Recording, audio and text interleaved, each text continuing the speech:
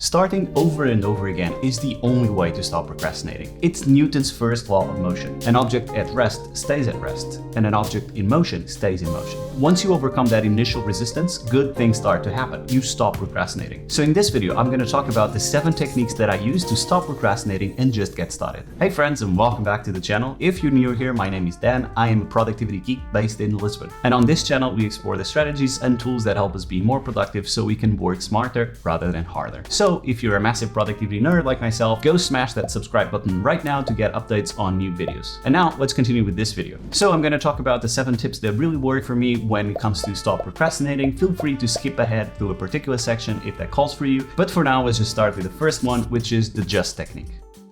Okay, so I like to call the first technique the just technique, and there's a reason for that. Because what you're trying to do in this technique is to just get moving in a general sense that you want for your task. So for me, this technique works best when I have tasks that are scary or overwhelming and I have a lot to do to get started on that task, and I'm now procrastinating because I think of all the things that I need to do in order to get started. And a good example for this is recording this video. So every time I need to record the video, I need to set up all the gear. So I need to put the camera, I need to put the lights, I need to put a microphone, I need to make sure that a shot looks nice for you guys and everything. So there's a lot of work in getting started to recording a video just like this one. And so normally what happens to me is that I just spend so much time thinking about it and not actually moving on the task. So the way I approach this using the just technique is I just start doing something that's going to help me on that task. And so what I normally do, for example, for videos is I just get started doing something. So that could mean, for example, putting on these lights here. Maybe I just have to open my phone, set up the lights, and that's all there is. I'm not thinking about everything that I need to do. I'm just doing one very small thing at a time. So after I do that, maybe I'm going to push the microphone here, I'm going to turn it on, and then maybe I put that light over there, and then maybe I adjust the camera a little bit for the shot. I start cleaning up, just one simple thing after the other. And that helps me because I'm not thinking of everything that I need to do. Oh, I need to record this video, I need to read the script, I need to make sure that the shot is nice, and then after the video is complete, I need to export everything to a Google Drive. There's so much in my head. But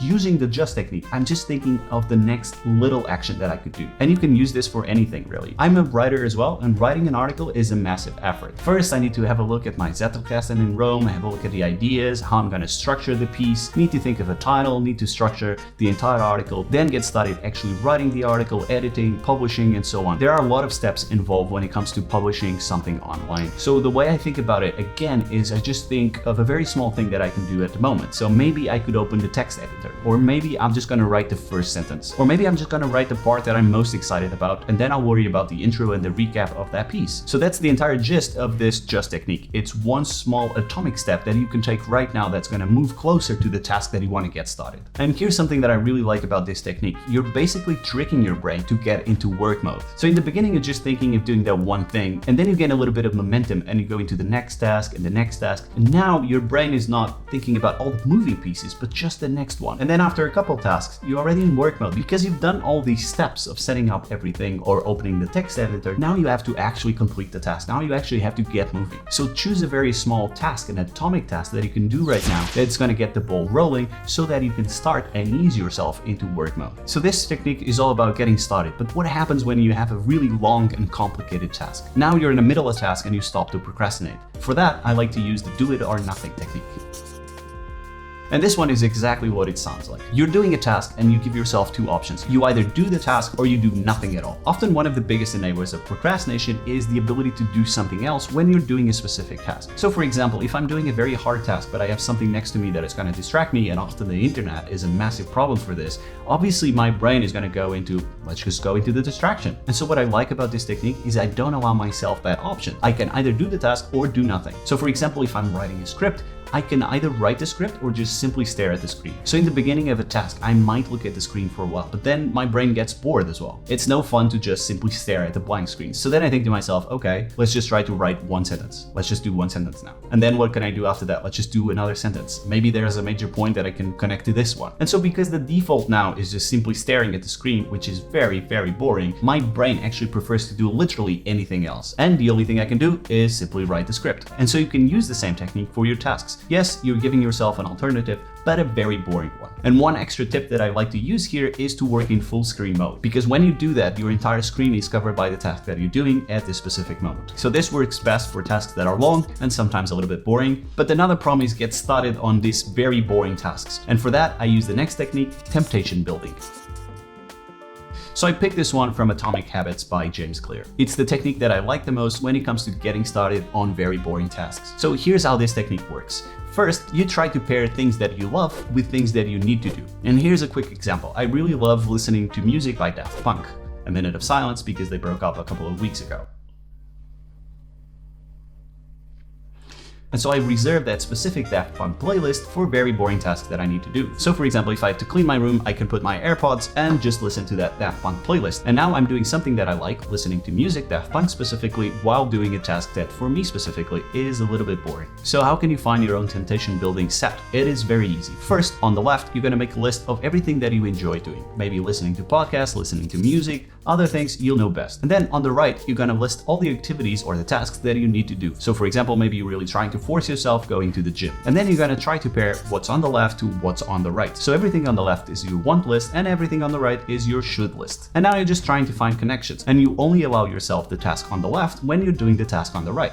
For example, I'll only listen to audiobooks when I go to the gym. So ask yourself, is there something that you really love that you can pair with something that you should be doing? And it really helps being creative at this point. The more things you can list on your want list, the better, because that's going to be easier when it comes to creating connections. All right, let's move on to the next technique, the rocket launch.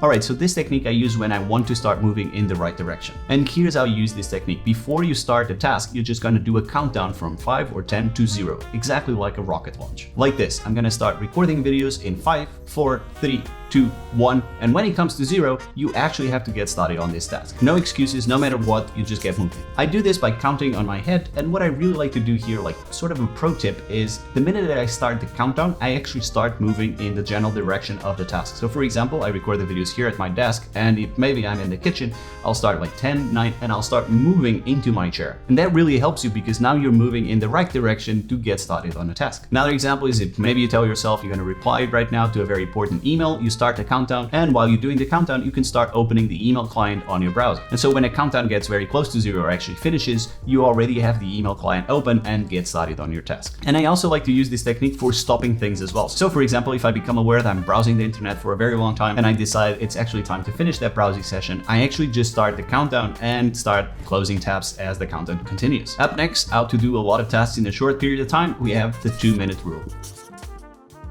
So the 2-minute rule comes from Getting Things Done by David Allen. And it's my go-to rule when I need to clean a lot of small items from my to-do list. And it actually has 2 parts, so let's go over each one in a little bit of detail. The first part involves tasks that take 2 minutes or less to complete. And here the rule is very simple. If there's a task on your to-do list, maybe on a calendar, that you can do in 2 minutes or less, you just do it. And actually what I like to do is I don't even add these tasks to my to-do list. So if there's something that I need to complete right now, I know it's gonna be 1 minute, maybe 2, I'll just immediately complete it. By not putting it down on a to-do list on a calendar, I'm not overtaxing my brain with simple things that I can do very quickly. So every day we all have lots of very, very small tasks that we need to complete. Maybe reply to an email, maybe upload a new video, maybe write a note in your Zettelkasten and stuff like that. So no need to put them in your task list, in your calendar, just immediately do it. That's the first part of the 2-minute rule. The second part is when tasks are 2 minutes or longer. And here the rule is also very simple, is to just get started. So again, like the first technique, the just technique, you just start doing something in the general direction that you want to go. If you want, you can even set a timer just to ease you into doing that task. So up until now, we've talked about all the techniques to just get started, but one of the easiest way is to build this into habits. And for that, we have if-then intentions.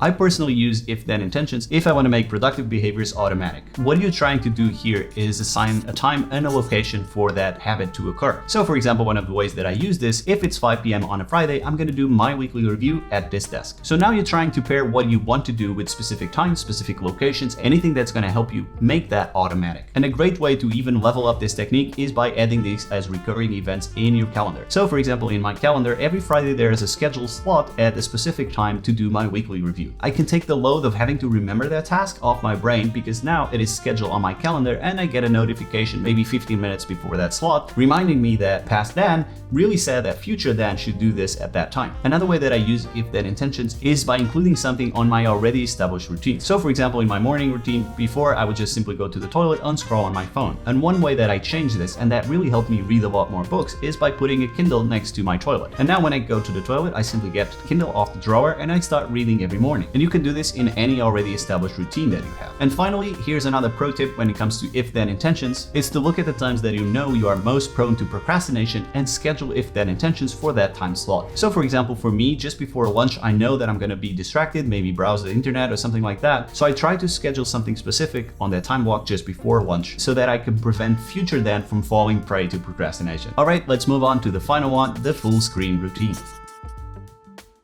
Alright, I talked about this one a little bit previously. So like I said before, sometimes I get a little bit distracted, especially by the internet. And this is because I'm using it to work on other stuff, and then it's just one tab away for distraction. It is very easy to get started and procrastinating being distracted. So what I like to do when I really have to focus to do some deep work is to work in full screen mode. Most of the apps nowadays allow this, and then it's going to cover the entirety of your screen. And now you can only focus on what's in front of you. So for example, in the browser, what happens is I have all these icons of bookmarks. And while that doesn't sound like a lot, these are all icons screaming at me, please Dan, click me. And sometimes I will, and that is a big problem. But when you go into full screen mode, you can't really see them. There's nothing else to be distracted by. And the full screen, believe it or not, also works for the offline world. So for example, if I have a colored pen here, I'm gonna start playing with it because I have the brain of a 5-year-old. And so the way that I try to fight that 5-year-old inside me is just not have a lot on my desk that is gonna distract me. I mean, I can play with the plant, but that's about it. And I used to be the sort of person that had a lot of things going on their table, and that was fine. What I did back then was at the end of the day, I would just clear my desk so that the next morning when I sat down to work, it was very easy to just get started, not a lot to be distracted by. And that's just a really simple change, a really simple habit that you can pick at the end of your workday. So then when you come back, it's very easy to single focus on what you need to do. So those are the 7 techniques that I use to beat procrastination and just get started on my tasks. Feel free to just choose one that's gonna work for you right now, mix and match, whatever works best for you. As long as you're getting consistency in getting started in your tasks, the world is a beautiful place. And that's really the only thing that you need to remember, is that you need to be consistent when getting started. An object at motion stays in motion. So you'll start moving, and soon enough you have completed all your tasks. If you enjoyed this video, you really love my next one where I talk my 4-step system to stop procrastinating. So go watch it right now, and I'll see you on the next video. Bye-bye.